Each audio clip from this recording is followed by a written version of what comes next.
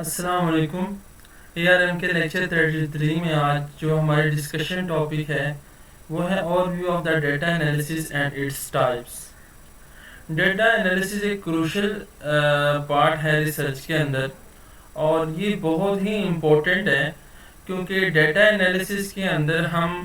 جو required data ہے اس کو گیدر کرتے ہیں، یعنی ڈیٹا کی کلیکشن ہوتی ہے، پھر ہم اس کو ڈیٹا کو کلین کیا جاتا ہے، ڈیٹا کلین کے بعد پھر ہم اس کو ڈیٹا کو انالیسس کرتے ہیں، اور انالیسس کے بعد پھر ہم اس کی انٹرپریٹیشن کرتے ہیں، اور ایٹ اینڈ کے اوپر ہم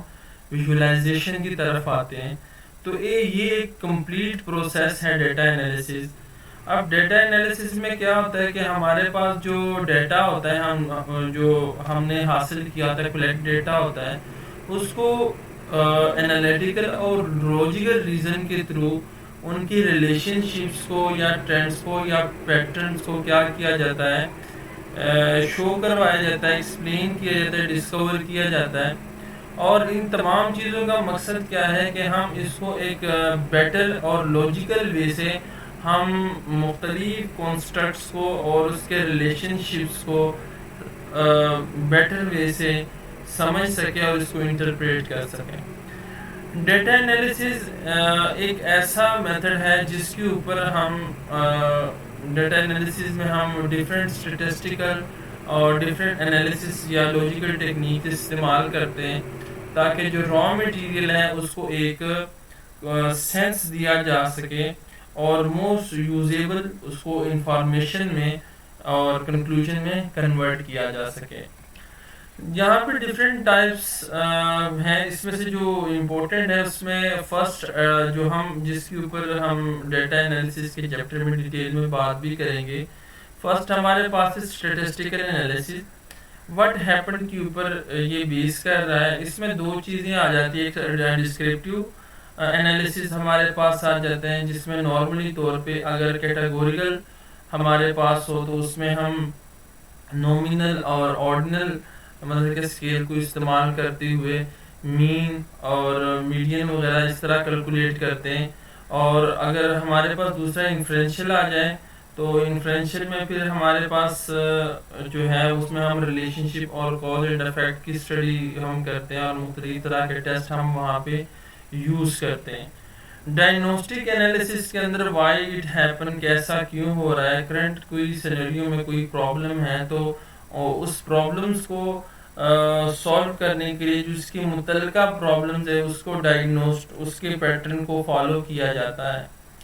پریڈکٹیو انالیسس میں ہمارا جو فوکس ہوتا ہے what is likely to happen in the future, مطلب ہماری جو پریڈکشن ہوتی ہے یعنی اسٹیمیشن ہوتا ہے، اس کے اوپر فوکس کیا جاتا ہے انالیسس میں۔ اور ہمارے پاس یہ جو پریڈکشن ہوتی ہے آن دا بیس آف پریزنٹ انفارمیشن، کہ ہمارے پاس کتنی جو انفارمیشن پریزنٹ کے اندر ہے وہ اویلیبل ہے، اور جتنی انفارمیشن ہمارے پاس زیادہ ہوتی ہے اس بیس کے اوپر ہماری پریڈکشن بھی اتنی ہی ایکوریٹ ہوتی ہے، لیکن آن دا بیسس آف انسٹیمیشن اس میں فلیکسیبلٹی ہوتی ہے اس انالیسس کے اندر نا ہم۔ تو پرسکرپٹیو انالیسس کے اندر ہمارے پاس جو کرنٹ سینیریو میں جو بھی ہمارا پرابلمز ہوتا ہے یا